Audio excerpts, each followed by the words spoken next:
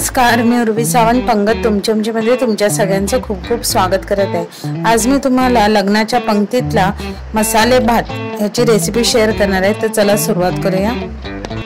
मसाले भात करण्यासाठी सर्वप्रथम आता मसाला करून घेऊया। 1 चमचा तेलात धने थोडेसे लालसर परतून त्याच्यामध्ये तमालपत्र, दालचिनी, चक्रफूल, लवंग, मिरी, काळी वेलची, हिरवी वेलची, जिरं, संकेश्वरी मिरची आणि सुकं खोबरं घालून सगळं एकत्र व्यवस्थित भाजून घ्यायचा आहे। हा मसाला आपल्याला असा लाल करायचा नाहीये, हलका खरपूस भाजून झाला की तो आपल्याला थंड करून मिक्सर मध्ये त्याची पूड करून घ्यायची। आता त्याच कुकर मध्ये मी तेल तूप घालून त्याच्यात राई तडतडली की त्याच्यात कढीपत्ता, हिंग घालून व्यवस्थित ते परतून घ्यायचे आहे।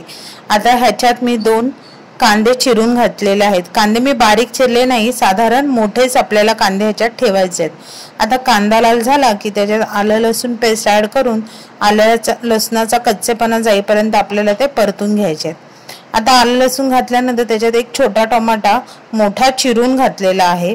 आता ह्याच्यात आपण वाटलेला मसाला आहे तो ह्याच्यात ऍड करायचा आणि तेलात व्यवस्थित भाजून घ्यायचा। आता ह्याच्यात मी गाजर, तेंडली, फ्लावर, वाटाणा, वांग, बटाटा अशा भाज्या मी घालून हे व्यवस्थित मिश्रण ऍड करायचे। ह्यामध्ये तुम्हाला आवडीप्रमाणे तुम्ही भाज्या ह्याच्यात ऍड करू शकता। आता ह्याच्यात वरून आपल्याला गरम मसाला पावडर घालून व्यवस्थित भाज्या परतून घ्यायचा आहे। भाजी आणि तांदळाच्या हिशोबाप्रमाणे आपल्याला ह्याच्यात मीठ घालून त्या भाज्या व्यवस्थित परतून घ्यायच्या आहेत आणि झाकण लावून 1 ते 2 मिनिटांसाठी त्याला चांगली वाफ आणायला द्यायची आहे। आता ह्या भाज्या चांगल्या व्यवस्थित परतून झाल्या की त्याच्यात मी 2 वाटी एवढा तांदूळ ऍड करून व्यवस्थित त्याला परतून घ्यायचा। आता इथे मी आपल्या रोजच्या जेवणातला तांदूळ वापरला आहे, ह्याच्यात बासमती तांदळाचा वापर नाही केला तरी चालेल। आता इथे मी ऑलरेडी एका साइडला उकळलेलं पाणी ठेवलेलं आहे। 2 वाट्या तांदळासाठी मी इथे 4 वाट्या पाण्याचा वापर केलेला आहे आणि व्यवस्थित झाकण लावून एक चांगली उकळी आणायला द्यायची आहे। आता तुम्ही बघू शकता इथे भाताला चांगली उकळी फुटलेली आहे।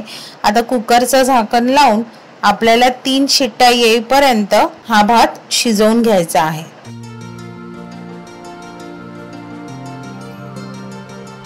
आता इथे बघा 3 शिट्ट्यानंतर भात आपला चांगला मस्तपैकी अगदी शिजला आहे। सगळ्या भाज्या एकजीव झाल्या आहे आणि एकदम घमघमाट सुटला आहे। आता त्यावरून आपण तळलेले काजू, किसलेलं ओलं खोबरं आणि कोथिंबीर घालून आपला हा लग्नाच्या पंक्तीतला मसाले भात आहे तो तयार झालेला आहे। आता ह्या मसाला भातामध्ये तुम्ही तेंडली, वांग ही भाजी कंपल्सरी आहे, तर ही भाजी तुम्ही स्किप करू नका। तर तुम्हाला ही लग्नाच्या पंक्तीतली मसाला भाताची रेसिपी आवडली तर रेसिपीला लाईक करा, शेअर करा। चॅनलवर नवीन असाल तर चॅनलला सबस्क्राइब करा आणि नवीन व्हिडिओच्या नोटिफिकेशनसाठी बेल आयकॉनला प्रेस करायला विसरू नका। तोपर्यंत मस्त राहा।